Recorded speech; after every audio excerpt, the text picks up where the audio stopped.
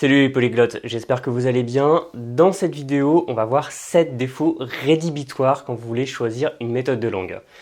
Pourquoi en parler? Tout simplement parce qu'une méthode, c'est-à-dire généralement un manuel, des CD ou une clé USB ou des MP3 téléchargés, avec des dialogues, des exercices, des points de grammaire, ça constitue une excellente entrée en matière dans une nouvelle langue.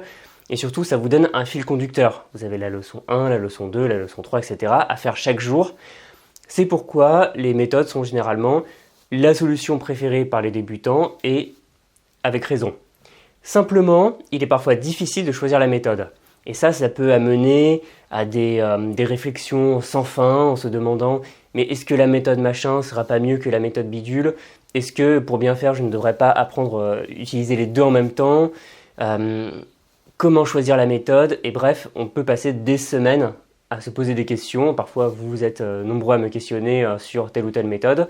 Donc simplement, il vaut mieux garder en tête un certain nombre de grands principes qu'on va voir dans cette vidéo. Et comme ça, vous pourrez voir si une méthode vous correspond.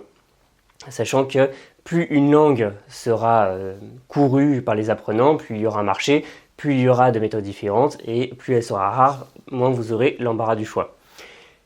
Alors, à partir du moment où vous avez ces 7 points, faites très attention, on va voir qu'on peut les nuancer, mais vraiment ce sont souvent les cas de figure de méthodes qui pour moi ne fonctionneront pas pour vous.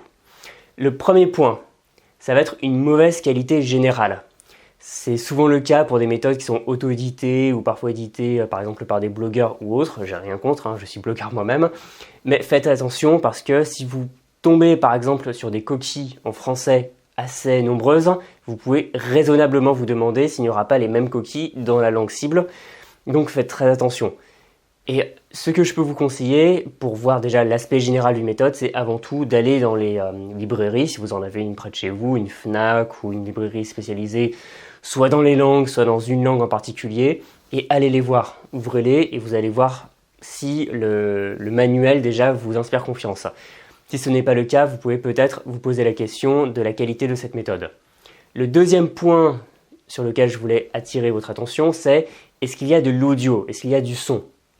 Parce qu'une langue, sauf peut-être si c'est une langue morte et encore, ça prend avec de l'audio, ça prend avec les dialogues, avec la prononciation. Donc si vous n'avez pas de son, c'est assez inquiétant. Et j'ai trouvé pas mal de méthodes où il n'y avait absolument aucun CD audio. Enfin après ça peut être une petite clé USB, ça peut être des MP3 téléchargés, si vous faites les brocantes, ça peut être des cassettes audio. Bref, il faut absolument de l'audio, sinon vous allez passer à côté de quelque chose. Et faites attention à ne pas céder à la facilité consistant à acheter une méthode sans prendre les CD audio ou clé USB ou autre. Parce que si vous êtes par exemple étudiant, que vous avez un budget limité, je sais que c'est souvent le cas, on me dit « ouais mais telle méthode c'est cher » et je peux très bien comprendre que si vous n'avez pas beaucoup de moyens, vous pouvez être tenté par le fait de prendre simplement le livre parce que ça coûte moins cher, mais vous allez vraiment vous tirer une balle dans le pied si vous n'investissez pas dans l'audio et vous allez manquer la moitié de la langue. Parce qu'une langue c'est aussi de l'écoute, c'est aussi de la pratique orale par la suite, donc vous avez vraiment besoin du son et une méthode qui n'a pas de son, sauf si elle se rattrape sur autre chose, pour moi c'est vraiment inquiétant. Le point numéro 3, on va parler encore une fois de prononciation, c'est la phonétique. Parce que pour rassurer l'utilisateur, rassurer Madame Michu qui ne veut pas entendre parler de phonétique, souvent les méthodes vont aller un peu dans le consensuel, dans le démagogique, en mettant soit aucune information phonétique, ou en disant juste ça se prononce à peu près comme ça en français, à peu près comme ça en français, et vous êtes laissé seul à l'abandon. Ou alors ça peut être ces horribles transcriptions à la française, vous savez, où on essaye d'écrire à peu près comment ça se prononce si on l'écrivait avec du français. Bon, ça peut exister, par exemple dans Assimil, ça existe, je suis pas très fan très honnêtement, mais c'est simplement comme un support pour les premières leçons, et après il laisse tomber au fur et à mesure, donc pourquoi pas. Mais une méthode qui ne vous donne aucune indication sur la prononciation de la langue, qui ne vous fait pas travailler sur les sons qui n'existent pas en français ou autres, qui ne vous donne pas par exemple les accents toniques, qui ne vous donne aucune information, c'est vraiment une mauvaise méthode parce que vous allez prendre de très mauvaises habitudes de prononciation. La phonétique, la prononciation, ce n'est pas du gadget, ce n'est pas quelque chose qu'on rajoute par la suite. Non, c'est quelque chose qu'on fait dès le départ, donc ayez bien de l'audio et la prononciation, sinon vous allez vraiment le regretter par la suite. Le quatrième point concerne l'écriture. Évidemment, si votre langue cible comporte un alphabet autre que l'alphabet latin. Donc évidemment, je laisse de côté l'anglais, l'espagnol, l'italien et autres. Je pense plutôt à des langues comme le russe, l'arabe, le chinois, le japonais et ainsi de suite. Si on ne vous enseigne pas l'écriture, c'est là aussi une très mauvaise méthode. Et là aussi, par démagogie, pour essayer de rassurer l'utilisateur qui a un petit peu peur, certaines méthodes vont dire « l'écriture, vous verrez plus tard ». Et ça, c'est catastrophique, parce que l'écriture que vous n'apprenez pas tout de suite, c'est un boulet que vous allez traîner pour les prochains mois et les prochaines années. Et j'ai déjà vu, par exemple, des méthodes de chinois où il n'y a que le pinyin, la transcription qui est bien pratique quand on commence, mais que les Chinois n'utilisent pas. Il y a aussi des méthodes de japonais avec uniquement l'alphabet latin, romaji, ce qui fait que vous n'avez aucune information sur l'écriture. On vous dit que vous l'apprendrez plus tard, mais non, au contraire, il faut l'apprendre dès le départ, donc il faut que l'écriture soit enseignée avec le reste. Si vous faites toute une méthode en alphabet latin, c'est très inquiétant. Ensuite, cinquième point. Réfléchissez au vocabulaire qui est enseigné ici. Simplement, prenez les textes en français et demandez-vous si c'est du vocabulaire qui va vous être utile. Parce qu'il y a des méthodes qui restent un peu archaïques dans leur façon de faire, qui vont vous enseigner une langue soit vraiment très littéraire, soit vraiment très fossilisée. On ne sait pas trop pourquoi, et vous allez vous retrouver avec du vocabulaire que la méthode va vous dire d'apprendre, en disant c'est très important, il faut apprendre toute la liste ici, et vous n'allez pas vous en servir. Prenez plutôt des méthodes qui vont vous enseigner du vocabulaire de la vie de tous les jours, avec bonjour, je m'appelle, machin, toutes ces choses-là au début qui sont vraiment essentielles pour un apprenant lambda.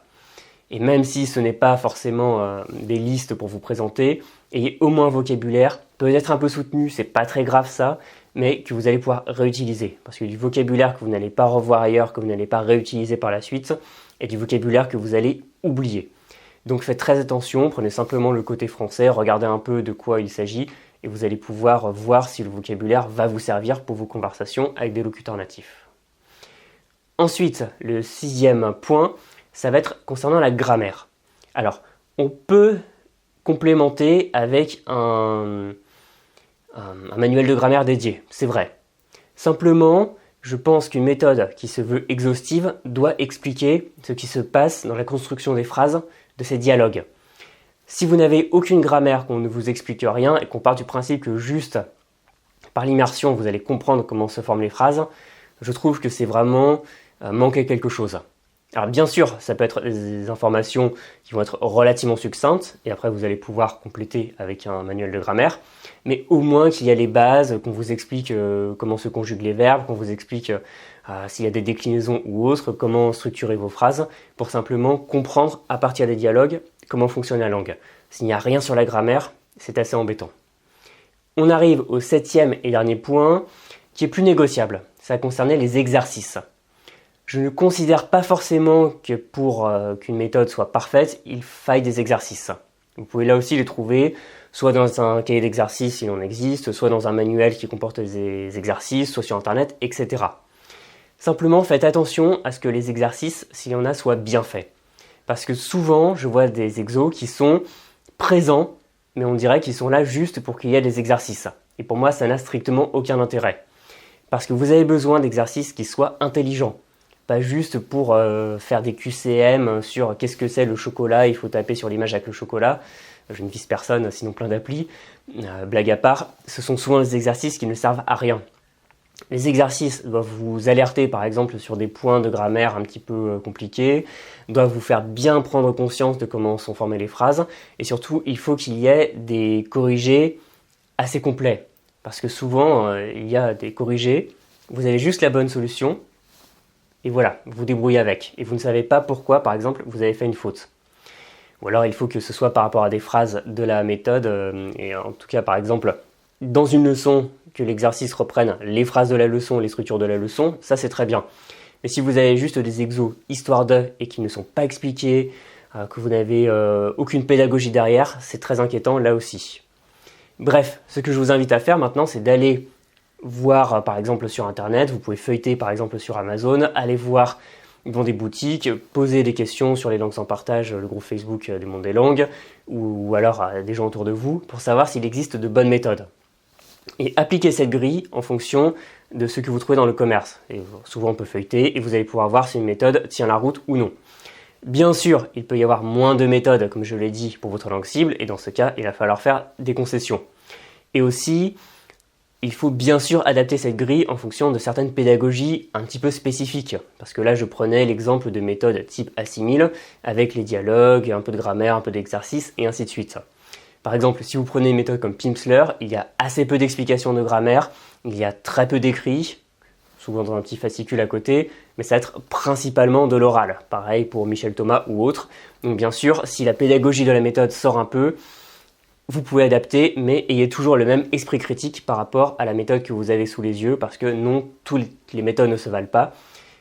Mais à partir du moment où vous trouvez une bonne méthode, vous pouvez y aller et la poncer vraiment à fond jusqu'à obtenir le niveau désiré. Voilà, j'en dis pas plus, n'hésitez pas à dire dans les commentaires ce qui vous permet de choisir quelle est votre vision de la sélection de méthodes, si vous utilisez les méthodes ou pas, c'est toujours très intéressant. Vous pouvez bien sûr vous abonner à cette chaîne et c'est un pouce partagé par exemple à un ami qui est en train de chercher une méthode et qui n'y arrive pas. Et vous pouvez bien sûr rejoindre mes sites internet, vous avez le monde des langues, vous cliquez sur le lien dans la description pour vous inscrire, recevoir mes emails, recevoir une mini-formation gratuite de 42 minutes qui s'appelle 25 techniques pour apprendre votre vocabulaire.